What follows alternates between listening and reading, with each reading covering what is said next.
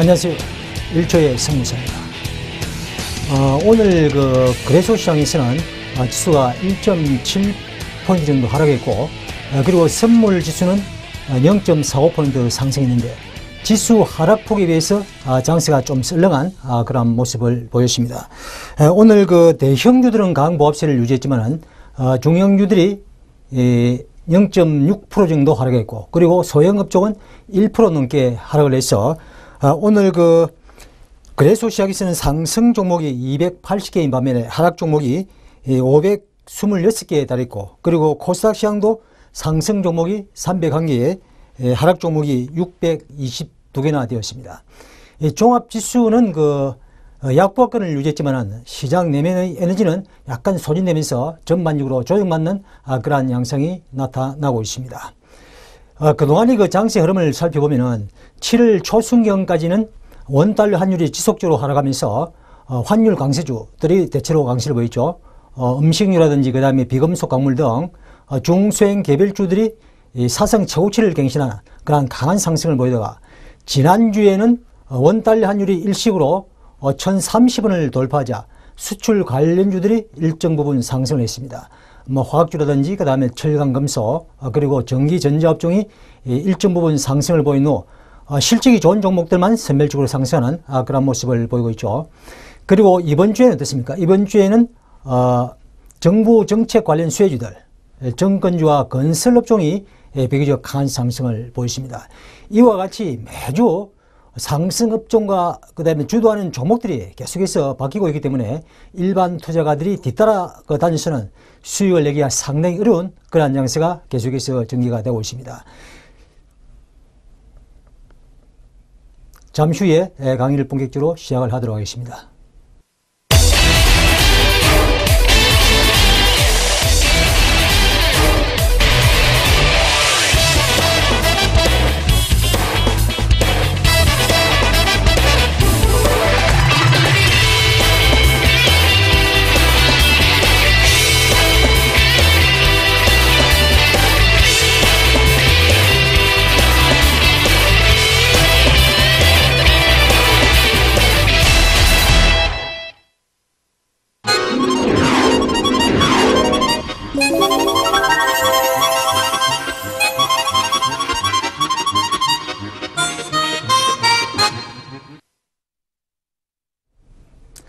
이 종합지수는 올 들어서 최고치를 갱신하는 그런 상승을 보이다가 오늘 1% 정도 하락하지 않았습니까?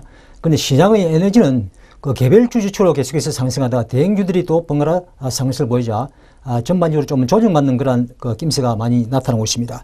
업종별로 간략하게 움직임을 살펴보고 대응 전략도 한번 말씀을 드리도록 하겠습니다. 먼저 7월 초순경까지 원달러 환율이 일시적으로 1010원이 붕괴되는 그런 양상이 나타났습니다. 그래서 내수 관련주 중 이 전통 산업 중에서 중소형 개별주들이 사상 최고치를 갱신하는 그런 상승을 보이는데, 대표적인 업종이 음식료, 섬유의복, 그리고 종이, 목재, 비금속 광물 등을 들 수가 있겠습니다. 오늘 대체로 다 하락했는데, 특히 비금속 광물이 성신양회를 주도로 해서 상당히 깊은 조정을 받는 그러한 양상을 보이는데, 개별주의 경우에는 상승할 때도 탄력주로 움직이지만 하락할 때도 상승 탄력 못지않게 또 급하게 빠지는 그러한 속성이기 때문에 개별주의 대응은 좀 이렇게 잘해야 된다, 이렇게 말씀을 드리고 싶고, 그리고 비중도 대형주와 개별주를 구분해서 대형주 비중을 한 70%, 중소형주를 한 20~30% 정도 두는 것이 바람직하지 않겠느냐, 이렇게 말씀을 드릴 수가 있겠습니다. 그리고 지난주부터 이제 철강, 금속이라든지 전기전자, 그 다음에 화학주들이 선별적으로 강한 상승을 보이는데, 지금 500선 위에 안착하고 있는 업종들을 보면은 철강, 금속 업종하고 그 다음에 화학업종, 건설, 정권, 그리고 전기전자 업종입니다. 아직까지 큰 그렇게 장기선을 아직까지 돌파를 하지 못하고 있지만은 일단 500선 위에 안착하고 있는 점을 보아서 중기적으로는 상승과 하락을 되풀이하면서 오름세를 이어갈 그런 업종이 아닌가, 이렇게 생각이 되고 있습니다. 이 반면에 음식료라든지 그 다음에 섬유의복, 종이, 목재, 비금속 광물, 이러한 그 업종들의 경우에는 그동안 시세를 너무 많이 내었습니다. 사상 최고치를 갱신하는 그런 강한 상승을 보이다가 전반적으로 조정받는 그런 양상을 보이는데, 그 주봉이나 월봉상으로는 전혀 그 훼손되는 그런 기미가 보이지 않고 있습니다. 그러나 일봉상으로 보면은 20선을 깨고 내려온 종목들이 그 한두 종목씩 나타나고 있기 때문에 종목에 따라서는 그동안의 상승폭에 걸맞는 그런 가격 조정과 기간 조정을 좀 수반하지 않겠느냐, 이렇게 예상이 되고 있습니다. 그리고 지금 그 흐름이 이제 끊기는 그런 흐름이기 때문에 조금 쉬었다가는 그런 패턴을 볼 가능성이 높기 때문에 당분간은 좀 선별해서 대응 전략을 세우는 게 좋겠고, 그 다음에 중소형 개별주 중에서도 의약업종이라든지 그 다음에 시세를 내지 못했던 그런 업종도 있습니다. 그런 업종 중에서 제로 있는 종목이라든지 그 다음에 실적이 수반되는 그러한 종목들의 경우에는 지금 중소형 개별주들이 조정받는 틈을 타서 좀 선별적으로 가지 않겠느냐, 이렇게 예상을 해볼 수가 있겠습니다. 그리고 그 하반기에는 여러분들이 좀 관심을 가져야 될 부분이 그 배당 관련입니다. 배당 관련주. 지금 그 7월 그 중순을 넘어서고 있는데, 8월 말 넘어서 9월 초 정도 되면은 일단 배당 관련주들이 전반적으로 시장 관심권으로 보상될 가능성이 높다, 이렇게 생각이 되고 있습니다. 그 세계적인 그 투자 기재 짐 조로스라는 그 분이 있는데, 그분의 경우에는 1960년도에 조지 소로스와 함께 그 퀀텀 펀드를 설립해서 4,200%는 경이적인 그런 수익률을 달성한 인물입니다. 그런데 올 초에 통일 한국에 자기 전 재산을 투자하겠다. 그리고 한국에서 배당을 내린다면은 고질적인 코리아 디스카운트가 일시에 해소되고, 그리고 주식시장이 폭발적으로 성장할 가능성이 많다, 이렇게 이야기를 했거든요. 그리고 정부에서도 배당을 많이 주는 기업의 경우에는 인센티브를 정하고, 그렇지 않은 기업의 경우에는 혜택을 주지 않겠다, 이러한 그 정책을 구사할 가능성이 많기 때문에 하반기로 가면 갈수록 배당에 대한 관심도가 점차 높아질 가능성이 많습니다. 영국의 경우에는 그 배당 수익률이 3.6%에 달하죠. 그리고 프랑스가 3.1%, 중국이 3%대, 그리고 미국이 한 2.1% 됩니다. 우리나라는 1.1%밖에 되지 않죠. 1.1%밖에 되지 않기 때문에 배당에 대한 관심이 별로 없습니다. 투자를 해서 1% 수익을 내면 되지, 이러한 생각이 좀 지배적이죠. 그렇지만은 3%대까지 만약에 그 배당을 끌어올린다고 가정할 경우에는 상황이 완전히 달라지죠. 투자 패턴이 완전히 달라질 가능성이 많습니다. 우리나라 1년 정기예금이 3% 정도밖에 되지 않습니다. 그런데 배당 수익률이 3% 된다면은 금액이 좀 크신 분들은 이렇게 힘들게 이 종목 저 종목 쫓아다니면서 매매할 필요가 없다는 거죠. 성장성이 있고, 그 다음에 실적이 뒷받침되는 그러한 종목들을 주축을 해서 중장기 투자를 한다면 자산이 꾸준하게 늘어날 수밖에 없는 것이죠. 왜냐하면 배당을 연간 3% 준다라고 할 경우에는 주식시장도 경제 성장률에 걸맞게 올라가게 되어 있는 거거든요.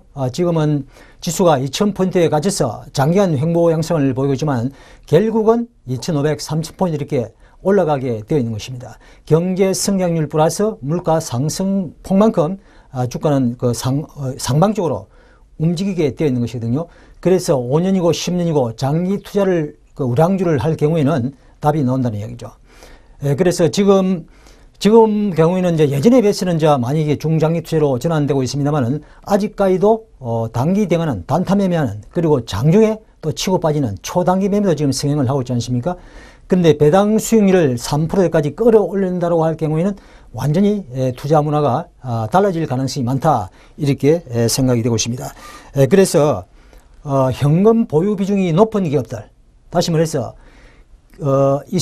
장사를 해서 남는 돈을 회사에 계속해서 비축해 둔 그러한 돈들이 지금 엄청나게 많습니다. 이러한 유보율이 높은 기업들을 추출해서 여러분들이 관심을 가진다면 하반기에는 좋은 투자 수익을 올릴 수 있지 않느냐, 이렇게 생각을 해볼 수가 있겠습니다. 그래서 제가 지난주에 LG전자 우선주 한 종목을 제가 추천해 드렸죠. 28,900원에 그 매수 신호를 드렸었는데, 그 다음날 제가 무방을 했었거든요. 무방하면서 28,900원에 일단 매수하십시오, 이렇게 말씀을 드렸는데 28,800원까지 하락하다가 장중에 보합선까지 돌렸고 2, 3일 정도 약간 이게 눌림목을 형성한 후 오늘 LG전자가 실적이 크게 좋게 나타났습니다. 그래서 오늘 LG전자 보통주의 경우는 약 4% 정도 상승을 보이지만은 우선주의 경우에는 6.67% 정도의 그 높은 수익률을 보였습니다. 일단 고점을 돌파하는 그러한 양상을 보이고 있기 때문에 추가 상승에 초점을 맞춰서 좀 더 수익률을 극대화시켜 나가는 그러한 전략이 바람직해 보입니다. 그 다음에 경기가 일단 좋아져야 주식시장이 꾸준하게 호전될 수 있고, 그 다음으로는 수급이 뒷받침이 돼야 되겠죠. 수급은 지금 외국인 수급하고 연기금 수급밖에 없습니다. 투신사의 경우에는 종합지수가 올 최고치를 돌파하자 계속해서 지금 매물을 내놓고 있죠. 그 매물을 내놓는 이유가 투신사들도 앞으로 장이 좋아질 것이라고 생각하면서도 팔 수밖에 없죠. 왜? 일반인들이 이제 본연됐으니까 팔아주세요 하면은 팔 수밖에 없는 것입니다. 그래서 지수가 상승할 때마다 계속해서 매물 출회가 많을 것으로 예상이 되기 때문에 가능한 한 좀 밀릴 때 저가권에서 매수하자, 이렇게 제가 말씀을 드렸는데, 종합지수가 2065포인트를 상향 돌파하기 전까지는 이러한 양상이 계속해서 되풀이될 가능성이 많습니다. 오늘도 지수가 오르다가 종가에 밀려 끝나죠. 선물도 지금 종합지수와 같이 지금 움직이고 있는데, 오늘 선물 지수는 0.45포인트 상승을 보이죠. 앞으로 지금 수급 동향을 봐서는 지금 조정이 들어온다 할지라도 큰 폭의 조정은 없습니다. 일시적으로 일목 과정을 거친 후 재차 고점을 돌파하는 그러한 상승이 앞으로도 나타날 수 있다, 이렇게 말씀을 드릴 수가 있겠습니다. 이 부분은 제가 뒤에 그 종합지수 일봉 차트와 주봉 차트 그리고 월봉 차트를 보고 별도로 설명을 드리도록 하겠습니다. 먼저 주치별 포지션 동향을 보면은 지금 이 수치가, 현재 나오는 이 수치가 조금 다를 수가 있습니다. 제가 집이 멀어가지고 방송국에 오는데 시간이 많이 걸리기 때문에 1시간 전에 제가 자료를 만들어가지고 보내드린 수치이기 때문에 제가 최종적으로 집계한 그 수치하고 조금 차이가 발생합니다. 외국인들이 여기 보면은 6월 중순 이후, 그러니까 6월 컷오프 리칭데이 이후에 외국인들의 그 포지션 동향을 보면은 주식을 1조 2778억을 매수를 했고, 오늘도 한 1600억 정도 매수를 했죠. 그리고 코스닥 시장에서도 한 1538억 매수했고, 선물도 지난번에 23,000계약까지 누적을 시키다가 컷오프 리칭데이를 전후해서 빠른 속도로 지금 청산을 하고 있습니다. 거의 다 청산한 상태에 있는데, 옵션 부분을 보면은 콜 옵션과 풋 옵션, 콜 옵션 매수는 방향이 윗방향, 기본적으로 알 필요가 있습니다. 왜냐하면 여러분들이 주식 매매를 하면서 오늘 장이 박스권장이 될 것인지 추세장이 될 것인지, 이것은 옵션 포지션에서 그대로 나타나게 되어 있습니다. 외국인 투자가들이 지금 콜 옵션을 매수를 하고 풋 옵션을 매도를 했다. 콜 옵션 매수는 방향이 윗방향, 그리고 풋 옵션 매도도 방향이 윗방향입니다. 그렇다면 추세적인 상방 포지션이죠. 외국인은 추세적인 상방 포지션. 그동안은 한 2, 3개월 동안 계속해서 양매수를 해왔거든요. 기관도 양매수를 해왔었는데, 양매수를 해서 최근에 손실을 좀 보았을 가능성이 많습니다. 왜? 지수가 상승과 하락을 반복하면서 일정 가격대에 계속해서 지금 놀고 있기 때문에, 다시 말해서 가두리를 쳤다는 얘기거든요. 양매도를 친다는 이야기는 저항과 지지 이 가운데서 올렸다 내렸다 하겠다는 뜻이기 때문에, 그동안의 장세는 양매도를 친 사람들이 수익을 내는 그런 구조로 흘러갔다는 것이죠. 그런데 지금 포지션 동향을 보면은, 물론 수치가 적기 때문에, 금액이 적기 때문에 콜 매수 22억에 풋 매도 31억이니까 총 합해도 53억밖에 되지 않죠. 금액이 적기 때문에 다음 날이라도 당장 포지션을 바꿀 수 있는 그런 규모입니다. 그래서 옵션 만기까지 정확한 포인트를 예측하기는 어렵습니다만, 오늘까지 포지션 동향을 봐서는 대충 지금 옵션 만기가 며칠 남았죠? 15일 남았네요. 8월 14일 목요일이 옵션 만기 날입니다. 아직까지 날짜가 많이 남았죠. 많이 남았는데 지금 옵션 가격이 상당히 저렴합니다. 다시 말해서 지수가 박스권에 같이 가지고 오락내락하면서 프리미엄이 많이 빠진 상태이기 때문에, 지수가 한 방향으로 제법 강한 추세적인 상승이든 하락이든 2, 3일만 급하게 움직인다면은 옵션에서 5배에서 10배 정도는 쉽게 날 수 있는 그러한 가격 구조로 되어 있습니다. 그래서 외국인들 지금 상방 쪽 포지션이고, 그 다음에 기관들 보면은, 기관들의 경우에는 콜 59억 매수에 풋 157억 매수, 양 매수죠. 양 매수인데 풋 쪽이 큽니다. 콜 매수 방향 윗방향, 그 다음에 풋 매수 방향 아랫방향, 위쪽이든 아래쪽이든 한쪽으로만 강하게 움직이라, 이런 그 매매 전략이거든요. 똑같이 상방과 하방 똑같이 비중을 둘 경우에는 스트랭글 양매수 전략. 그런데 하방 쪽에 그 기관들의 경우에는 비중이 크잖아요. 이런 전략을 그 옵션용으로 스트립 양매수 전략. 하방 쪽 비중이 좀 크다는 이야기죠. 기관, 이런 전략을 스트립 양매수 전략. 상방 쪽에 비중이 크다 할 경우에는 스트랩 양매수 전략. 뭐 용어까지는 알 필요가 없습니다만은 일단 이번 기회에 그런 용어도 알아두시면 좋겠죠. 그리고 개인들의 경우에는 풋 83억 매도에 풋 78억 매도, 양 매도죠. 그 개인들의 경우에는 이 가두리장을 지금 염두에 두고 있는 거예요. 이번 월물도 다시 말해서 8월 중순경까지도 지수가 올랐다 내렸다 올랐다 내렸다 이렇게 반복할 가능성이 많구나. 그렇다면은 프리미엄이 계속해서 소멸이 되는 것이거든요. 옵션 용어에 보면 세타 값이라고 해요. 세타 값. 세타 값. 하루가 지나감에 따라서 옵션 프리미엄이 얼마가 빠질 것인가, 그것을 나타내주는 지표가 세타 값인데, 세타 값에 영향을 받아서 옵션 프리미엄이 빠지게 되어 있어요.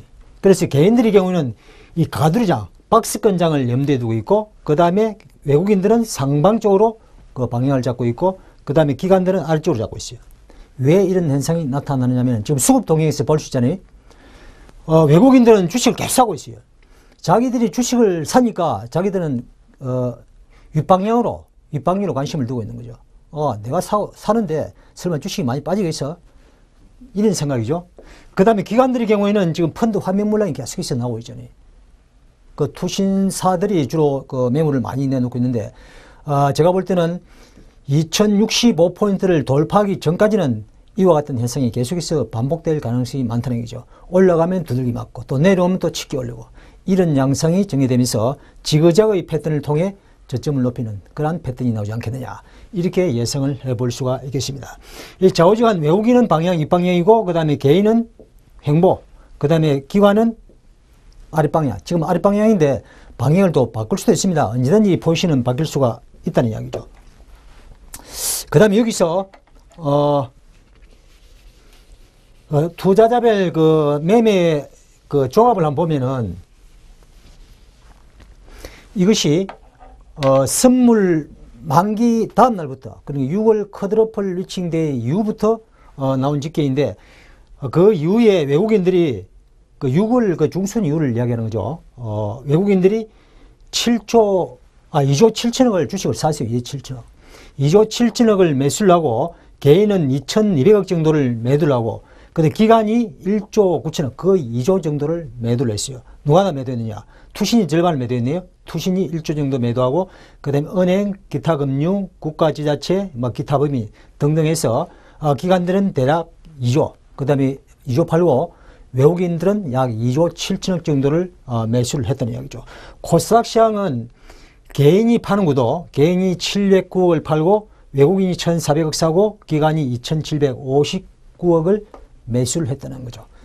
그 코스닥 시장에서도 그 괜찮은 종목들이 있거든요. 이들 종목들의 경우에는 그 거래소 시장에 비해서 예상 외의 큰 시세를 분출하기 때문에 중소형 개별주에 관심이 있는 분들은 코스닥 시장에서도 실적이 뛰어난 그런 종목들은 관심을 가했다가 한 투자 금액이 1~20% 정도 이렇게 묻어두는 그런 전략도 괜찮은 것 같아요. 왜냐하면 수급상으로 보면 외국인과 기관들이 그 사는 구도죠. 사는 구도고, 중소형 개별주 시세와 거의 같이 움직이는 경향이 높아요. 오늘 소형주들이 빠지니까 코스닥 시장도 한 0.67% 정도 빠졌죠. 빠졌어요. 자, 그리고 여기서 보시면은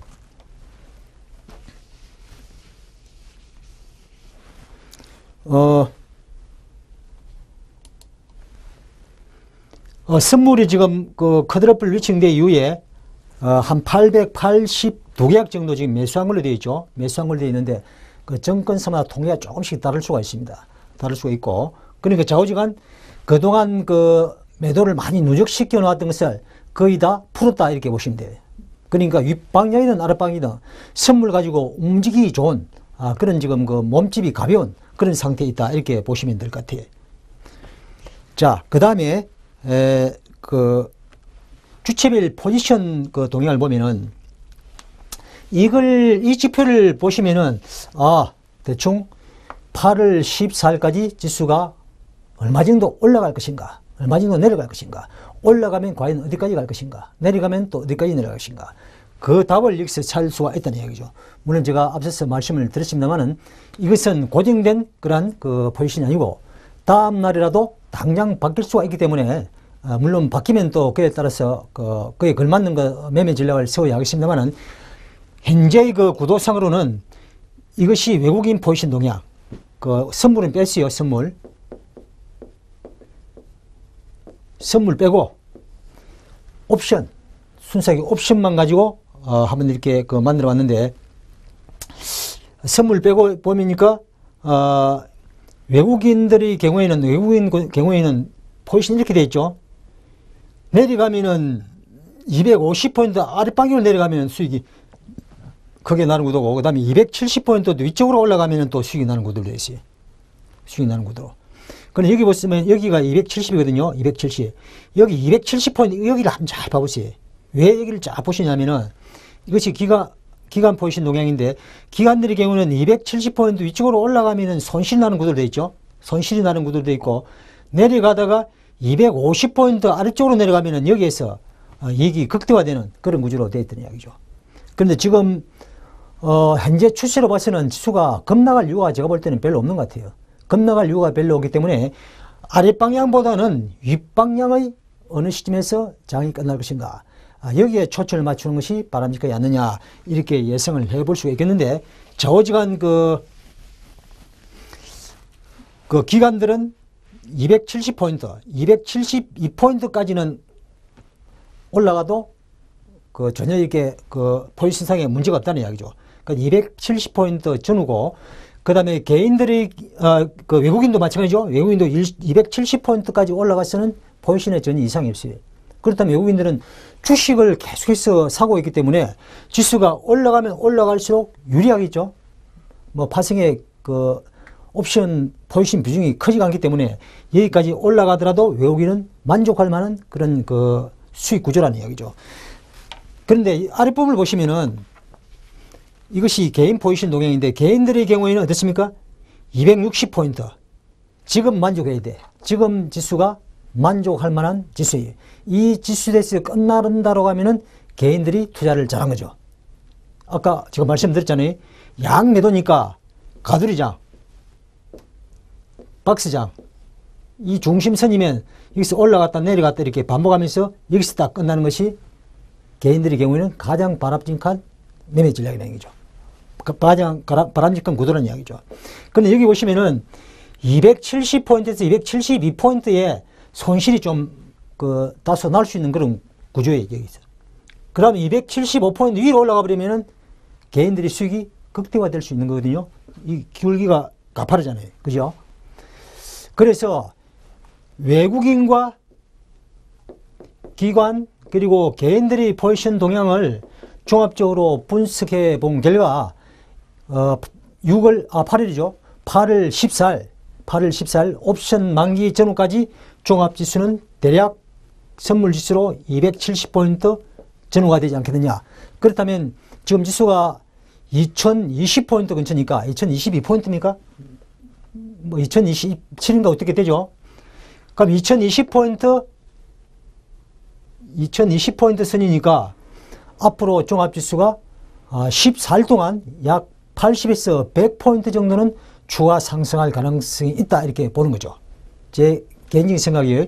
그렇다면 종합지수는 8월 중순으로까지 2100포인트를 일시적으로 돌파할 가능성이 많다는 이야기죠. 돌파할 가능성이. 그러면 2100포인트 전후까지 상승을 하고 나서 조금 더 올라갈 수도 있고 또 못 미치는 선에 또 끝날 수도 있겠죠.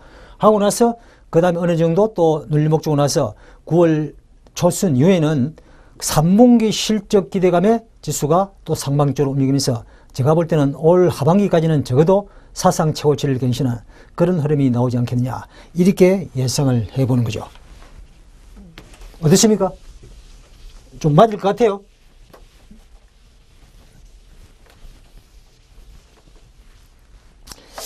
자, 그 다음으로 이 수익 모델에 입각한 그 변곡점 매매, 이 부분 여러분들이 잘 들으셔야 되겠는데 잠깐 쉬었다가 다시 시작을 하도록 하겠습니다.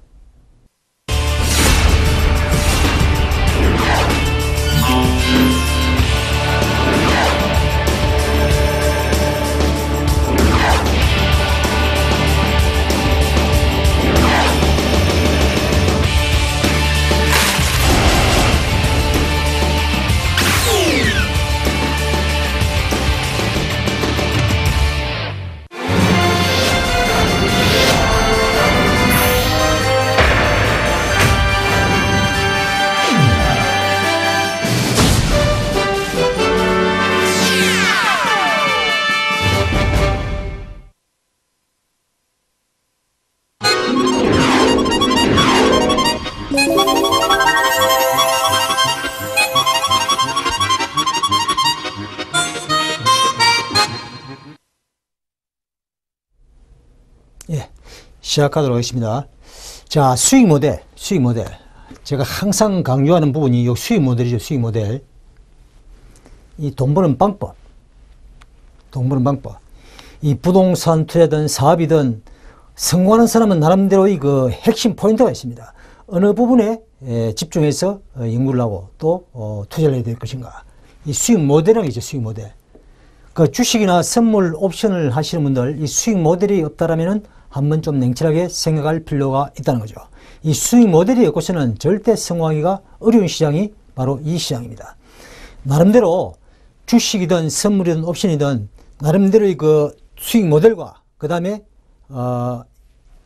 자금력만 있다라면은 이 시장에서는 꾸준하게 돈을 벌 수가 있습니다. 이 시장만큼 기회가 많은 시장이거든요. 주식 수천 개나 되지 않습니까? 그 수천 개나 되는 종목 중에서 내가 아주 잘하는 업체, 그리고 성장성과 실적, 그리고 수급 여러 가지 보니까 이거는 틀림없다, 그렇게 확신이 들 때가 있다는 이야기죠. 그런데 우리는 어떻습니까? 그런 확신이 오기 전에 이미 돈을 다 투자를 해버린다는 이야기죠. 그래서 때가 올 때까지 기다리는 이 기다림의 싸움이 아닌가. 제가 볼 때는 그 투자는 기다림의 싸움 같아요. 기다림의 싸움. 예를 들어서 부동산의 경우에도 2003년도에서 2007년 초반까지는 엄청나게 화려하게 오르지 않았습니까? 그 이유는 어떻습니까? 때가 아니면 아무리 열심히 놀아간다고 되는 것이 아니에요. 주식시장도 마찬가지, 옵션 시장도 마찬가지. 이것이 일종의 운이죠, 운. 그런데 제가 볼 때는 운은 열심히 노력하고 그 다음에 갈고 닦은 사람한테 오는 것이지, 가만히 있는다고 어느 날 하루아침에 돈을 버는 것이 절대 아니라는 얘기죠. 수익 모델을 일단 여러분들이 나름대로 만들어야 한다는 것이죠. 주식이라든지 선물 옵션을 오랫동안 하다 보면은 자기 나름대로 여기에서 진입하니까 틀림없더라, 그런 확신이 들어올 때가 있어요. 그 확신이 들어올 때까지 기다리는 싸움이 바로 이 시장의 그 핵심 아닌가, 이렇게 생각이 되거든요. 그러면 이 부분은 주로 이제 선물이나 옵션 투자를 하시는 분에게 해당되는 이야기인데, 물론 주식도 마찬가지죠. 주식도 박스장이라든지 하락장보다는 상방적으로 추세가 세는 장에서 매매를 하시면 월등히 높은 수익률을 올릴 수가 있는 것이죠. 그러나 이 선물 옵션 시장은 이 추세장과 박스장을 정확하게 구분을 할 수가 있다면 이 시장에서 박스장이든 추세장이든 꾸준하게 수익을 낼 수가 있다는 거죠. 그런데 추세장에서 매매 잘하고 또 박스장에서 매매 잘하고 이렇게 될 확률은 제가 보니까 많지가 않은 것 같아요. 추세장에서 자라는 사람들의 경우에는 박스장에서 잦은 손절을 하게 됩니다. 그리고 박스장에서 자라는 사람의 경우에는 큰 추세가 섰을 때 전혀 수익을 내지 못해요. 그런데 크게 돈을 버신 분들, 그리고 투자의 대가들을 보면은 박스권 매매를 한 사람이 돈을 벌었느냐, 그것이 아니죠. 추세 매매를 하는 사람들이 큰 돈을 벌었다는 이야기죠. 추세는 방물 한쪽 방향으로 딱 결정되어 움직이기 시작하면은 그것이 폭발적으로 이익을 많이 가져다 줄 수가 있기 때문에 큰 돈을 벌 수가 있다는 얘기죠. 그러나 박스권 매매는 어떻습니까? 박스권 매매는 일정 구간에서 움직이기 때문에 적은 수익에 만족할 수밖에 없는 그런 구도거든요. 그런 박스권 매매를 하는 사람들이 여기서 이게 지지고 여기 저항권이다.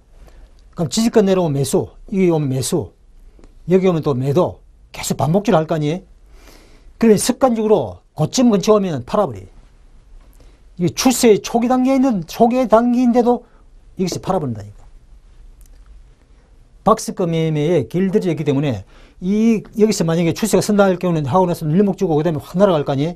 이 뒤에 추세를 전혀 먹지를 못하고 오히려 역추세 매매에 걸려가지고 큰 손실을 보게 되는 것이거든요.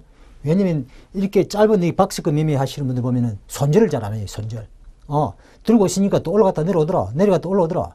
이것이 일단 세뇌교육이 되는 거예요, 세뇌교육이. 그런데 추세 매매를 하는 사람들은 제가 잦은 매매를 한다고 그랬죠. 여기서 딱 들어갔는데 이것이 또 박스장으로 또 복귀가 돼.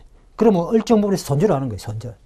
잦은 손절을 하면서 한번 이렇게 자기가 원하는 방향으로 움직이기 전 때 그때 들어가서 크게 수익을 내고 놓는다는 것이죠. 그래서 추세장과 박스장 어떤 매매가 옳다 이렇게 말씀을 드릴 수는 없지만은 좌우지간 큰 돈을 벌려면 추세장 연구를 많이 해야 된다는 것이죠. 근데 박스장도 이렇게 전업으로 하시는 분의 경우는 박스장도 좀 연구를 해야 할 필요가 있는 게 추세장은 20-30%밖에 안 돼. 20-30%. 박스권장이 한 60-70%, 70-80%에 달하거든요. 그러면 전업을 하시는 분들 잘 그것을 참지를 못한다고. 막 자꾸 들락날락 하는 경우가 많잖아요. 근데 실제 크게 한번 벌려면은 전업으로 하는 것보다는 일단 다른 일을 하면서 하는 것이 제가 볼 때는 더 높은 수익이 올 수가 있습니다. 왜? 기다릴 수 있으니까. 기다렸다가 핵심 포인트가 맥짐이 들어올 때만 그때 배틀 나고 그 다음에 한번 들어가면 잘 보지 않잖아요. 2-3일이고 일주일이고 끌고 가거든요. 그래서 대박이 나는 거예요. 매일 앉아가지고 치고받고 얼마에 사고 얼마에 파고 막 이렇게 하는 사람은 이것이 습관화 돼가지고 큰 추세를 먹을 수 없다니까요. 그래서 이게 전업으로 하시는 분들은 나름대로 정확한 맥점을 만들어서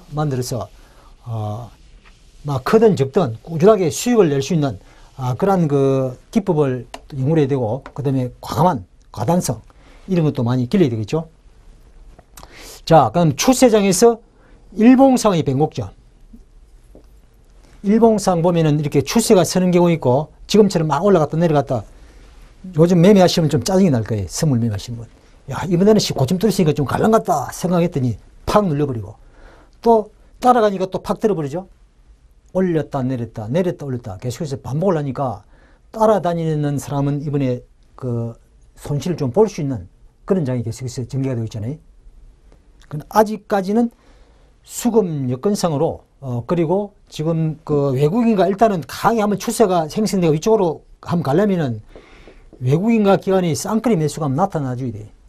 외국인과 기관이 쌍끌이 매수가 나타나면서 외국인들이 선물을 매수하는 그런 구도가 나와야만이 고점을 강하게 돌파할 수가 있을 것 같아요. 그렇지 않고 외국인이 사는데 기관이 계속 판다 할 경우에는 올라가면 또 눌리고 또 내려오면 또 외국인들이 또 저가에서 또 받잖아요.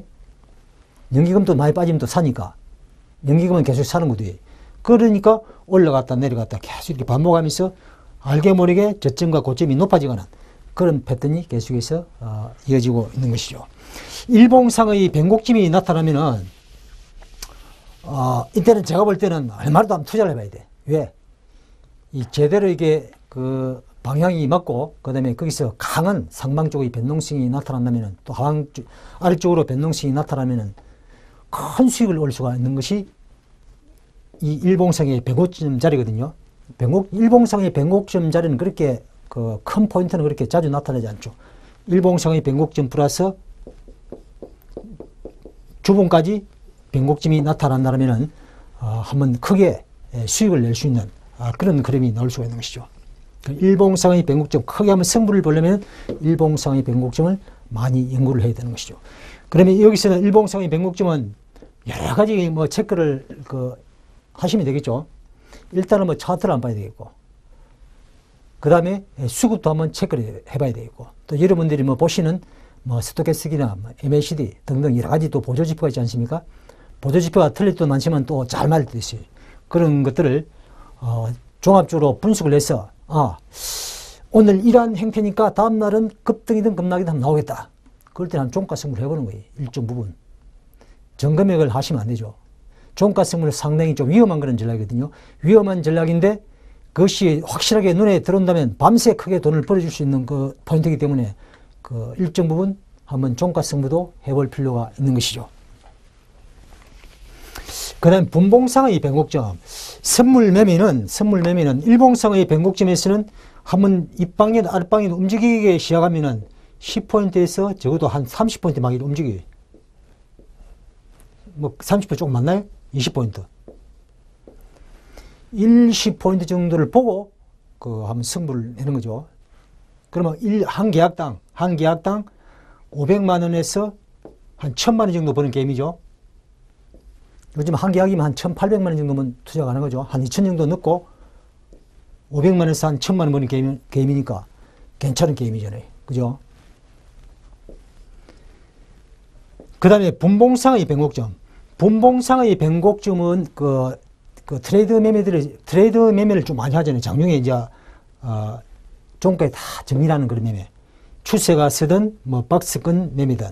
일단 추세가 확실하게 서는 자리는, 7월달은 좀 포인트가 잘 나오질 않더라고요. 일주일에 한 번 정도. 그런데 6월달에는 한 3번 내서 15번이 나왔을 거예요. 추세가. 장중에 한 방향 추세가 쓰면은 한 2시간, 3시간 이렇게 한쪽 방향으로 간다는 이야기죠. 근데 대개 보면은 20, 30분을 가지 못하고 막 올랐다 내렸다 이래버리잖아요. 요즘은. 자, 지금 분봉상의 추세. 자, 상승 추세를 한번 볼까요? 다음 페이지에. 이것이 5월 13일자 거를 제가 이렇게 캡처해서 한 건데, 15분 차트, 15분 차트. 15분 차트인데, 자, 특징이 있어요. 추세가 서기 전에 반드시 징조가 나타나게 되어 있는 것이거든요. 태풍이 올 때도 마찬가지. 제가 어릴 때 바닷가에 살았기 때문에 태풍이 오는 징조를 제가 잘 알아요. 태풍이 오기 전날은 아주 하늘이 맑고 고요해. 바람 한 점 없다고. 그러다가 바람이 서서히 불기 시작하면서 또 해일이 일고 그러다 태풍이 오는 것이거든요. 징조가 있다고. 이 추세가 서는 그런 징조도 보면은 이와 같이 막 이렇게 이평선이 역별로 되어 있다. 이런 경우는 별로 없거든. 간혹 가다 보면은 강력한 그런 호재가 나타나면서 이렇게 급반응해가지고 이렇게 올라가지고 눌렸다가 이렇게 막 되는 경우가 있습니다만은 거의 뭐 10중 8구는 이런 넥스에서 바로 가지 않고 올렸다 내렸다 하면서 각 이평선을 한쪽으로 모으는 거예요. 이것을 수렴한다 그러거든요. 시세의 흐름은 수렴과 확산의 반복, 수렴이 된다는 것은 에너지가 집중이 된다는 얘기예요. 에너지가 집중이 된다면 그것이 어떻게 되겠습니까? 다음에는 발산을 하겠죠. 확산 과정이 있는 거예요. 확산 과정에서 우리는 수익을 크게 내는 것이거든요. 여기서 보면은 올렸다 내리면서 쭉 저점을 높이 가잖아요. 그럼 여기서 만약에 이 라인을 뚫는 이 봉에서 매수를 할 수 있는 것이고, 여기는 아직까지 장기선까지 완전히 돌파를 못했으니까 좀 더 기다려져가지고 이 봉에 들어갈 수도 있는 거거든요. 그러니까 이 봉에 들어가도 여기에 2, 3포인트 수익을 내는 포인트 여기가. 이렇게 깔끔하게 2, 3포인트가 바로 난다 하면 옵션은 지금 같은 경우는 한 70% 이상 수익이 날 거예요. 70%. 여기가 옵션에서는 한 70% 정도 수익을 낼 수 있는 그런 포인트예요. 자, 여기서도 보면은 내려가다가 되는 경우도 있습니다만 통상적으로 윗방향으로 방향을 잡을 경우에는 이 저점이 점차 높아진다고. 저점이 자꾸 높아지잖아요. 저점이 높아지면서 상방적으로 움직여 간다는 것이죠. 그래서 여러분들 시세의 원리를 알고 어떻게 장이 움직일 것인가 미리 예상을 해보면 그게 참 귀신같이 딱 맞아뜨리는 경우가 많거든요. 그 시세의 흐름이 자기 멋대로 지 멋대로 움직이는 것이 아니에요.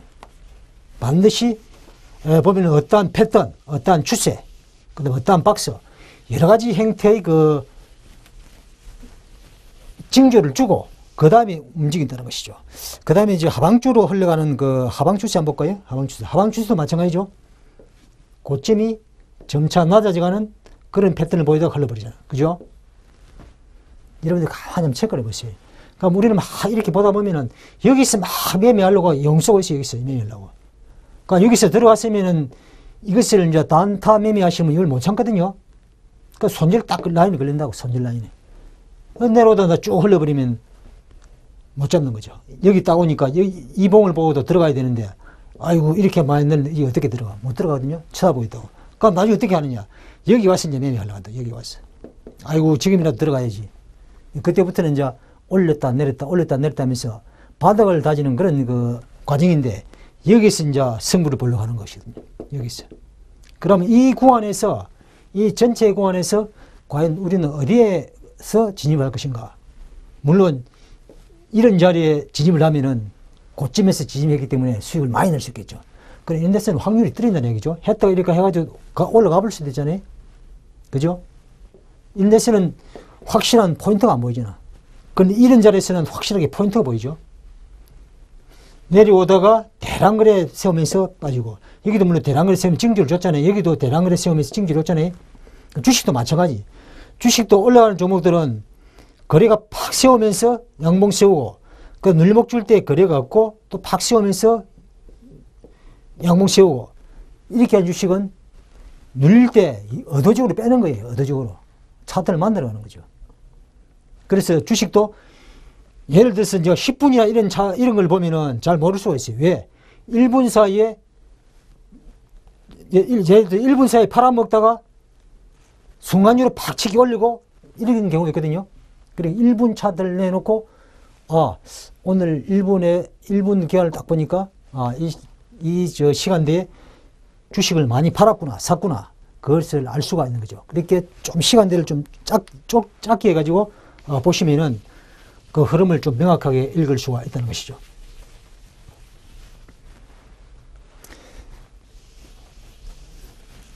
자, 그 다음에 여기서 보시면은 요 3대 원칙이 있는데, 진입원칙, 청산원칙, 손절원칙. 진입은 누구나 다 저게 어느 정도 하시는 분들은 알 수가 있어요. 알 수가 있는데, 문제는 뭐냐면은 과단성, 과단성.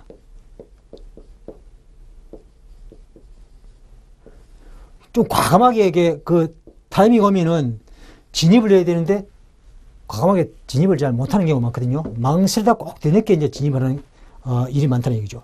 그럼 진입은 어느 구간에서 진입을 할 것인가? 어느 구간에서?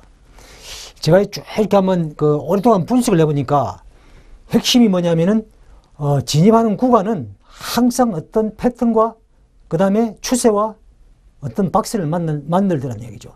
그 극점에서 추세의 극점, 그 다음에 패턴의 극점에서 방향이 결정될 때, 그때 과감하게 따라붙는 거예요. 과감하게. 그럼 여기서 가장 어려운 게, 저 같은 경우는 가장 어려운 게 청산. 진입은 그 포인트가 명확하게 보일 때가 많은데, 이 청산이 어려운 거예요. 일단 손실이 조금 나면 마음이 좀 흔들리잖아요. 좀 마음이 흔들린다고. 그 다음에 얘기 나면은, 올라가다 눌림목이 들어오잖아. 그러니까 여기에서 수익 난 거하고 여기에서 수익 난 거하고 딱 비교를 또 하거든. 계좌 보고. 이게서 팔았다. 이게 다시 샀으면 하는 생각도 들고, 여기 꼭지 아닌가. 자기는 의심을 많이 가지게 된다는 거죠. 그러나 청산의 경우에는 자기 나름대로 분명한 그런 기준과 잣대가 있어야 돼. 이것이 없이는 조금 흔들면 빠져나오게 돼 있어요. 조금 흔들면. 그러니까 실제 보면은 진입하고 나서 선물 기준은 0.5포인트 이익이 났다가 순간적으로 막 흔들 때 거의 본전 근처에 오는 경우가 많잖아요. 본전 근처에 오더라도 내가 설정한 그런 기준을 충족하지 않을 경우에는 손실을 당하더라도 들고 있어야 된다는 거죠. 대부분 잘 들고 있지를 못해. 근데 큰 그림을 그리고 있다면 들고 있을 수가 있겠죠. 큰 그림을 그린다면. 그래서 진입보다는 청산이 훨씬 어렵고, 이 청산 부분을 좀 많이 연구를 해야 될 필요가 있지 않느냐, 이렇게 보는 거죠. 그래서 한 가지 힌트를 드린다면은 20선 기준의 청산이 제가 볼 때는 가장 좋은 것 같아요. 20선 기준. 20선이 붕괴되기 전까지는 만약 추세가 상방적으로 추세가 타고 간다. 이럴 경우에 뭐 1분 차트를 보시는 분도 있고, 뭐 5분 차트, 10분 차트, 15분 다 있을 거 아니에요. 1분 차트는 별 의미가 없죠. 뭐 5분 순간적으로 깼다 뭐 할 수 있는, 20분은 순간적으로 깼다 막 올렸다 할 수 있는 거니까. 그러나 5분 차트 이상의 그 분 차트에서 20선을 훼손한다 할 경우에는 추세가 좀 바뀔 가능성도 있기 때문에 그 부분에서는 한번 청산 여부를 고려할 필요가 있다는 거죠. 왜냐하면 20선은 그 모든 이평선의 원리가 20선을 기준으로 수렴과 확산을 반복을 하거든요. 20선을 기준으로. 그래서 20선을 타고 올랐다 할 경우에는 방향을 좀 이렇게 내려오다가 20선 타고 올랐다 할 경우에는 방향을 위쪽으로 한번 생각해 볼 수 있는 거고, 역방향이라도 위쪽도 마찬가지죠. 이렇게 올라가다가 20선을 깨고 내려온다 할 경우에는 반등 주고 다시 내려오는 이런 패턴을 볼 가능성이 많기 때문에 20선이 훼손될 경우에는 좀 리스크 관리, 그리고 이익이 나신 분들은 또 이익을 확정 짓는 그러한 그 전략이 필요하지 않는가, 이렇게 생각이 되죠. 그 다음에 손절. 참 어려운 부분이죠. 자기 그 귀중한 재산을 탁 무자르 잘라가지고 이렇게 버리기가 쉽지 않은 거거든요. 이익이 나면은 앞에처럼 이렇게 그 수익 낸 것이 도망갈까 싶어가지고 빨리 이렇게 수익을 확정 짓는데, 손실이 나면은 손절을 잘 못해. 지난번에 들고 있으니까 올라와서 수익 내고 나왔다. 이런 그 예전의 그 잔상, 이런 것이 남아있거든요. 그래서 손절의 경우에는 나름대로 반드시 그 뭐 0.5포인트, 0.5, 0.3 같은 0.3 반드시 설정할 필요가 있다는 얘기죠. 안 그러면 뭐 20선을 기준한다면 20선, 그러니까 5선을 기준한다면 5선, 나름대로 설정해서 이 설정한 기준이 훼손된다고 할 경우에는 무조건 그 손절을 할 필요가 있다는 이야기죠. 자, 지금 시간이 다 됐기 때문에 지난번에 그 추천했던 종목 그 LG전자의 경우는 지금 추가적인 상승이 더 이어질 가능성이 많기 때문에 그 여러분들이 들고 가시는 것이 좋겠고, 그 다음으로 오늘 한 가지 제가 말씀을 추천해 드리고 싶은 종목은 그 여기 있죠. 일동제약인데 제약업종이 아직까지 시세를 내지 못했더라고요. 제약업종이 시세를 내지 못했고, 최근에 보니까 마크론이 급등을 하고 있더라고요. 마크론이. 이 종목 여러분들이 제가 시간이 없기 때문에 지금 그 구체적으로 말씀 못 드리겠는데, 오늘 상승하면서 이 추세라인을 벗어나고 거래가 좀 실리고 있죠. 거래 실리고 있고, 주봉과 월봉도 지금 움직임이 괜찮은 것 같아요. 그래서 여러분들이 이 종목을 좀 연구를 해서 저한테 다 답을 들으려고 하지 마시고, 나름대로 재무 상태라든지, 그 다음에 해외의 수출, 성장성, 이러한 부분들이 어느 정도가 되는지 나름대로 체크를 해서 대응을 하시면은 좋을 것 같아요. 지금 51,100원으로 15,100원으로 마감이 됐는데 14,500원을 깨지 않으면은 보유, 그 매수가는 14,800원에서 15,000원 정도가 적당할 것 같아요. 자, 그 강의는 이것으로 마치도록 하고, 다음 주에도 좋은 투자 성과를 기대를 해보겠습니다. 일단은 종목이 좀 슬림화돼서 움직일 가능성이 많기 때문에 아무 종목이나 매수하지 마시고 실적이 좀 뒷받침되는 그러한 종목들 중심으로 관심을 가지면 되겠습니다. 감사합니다.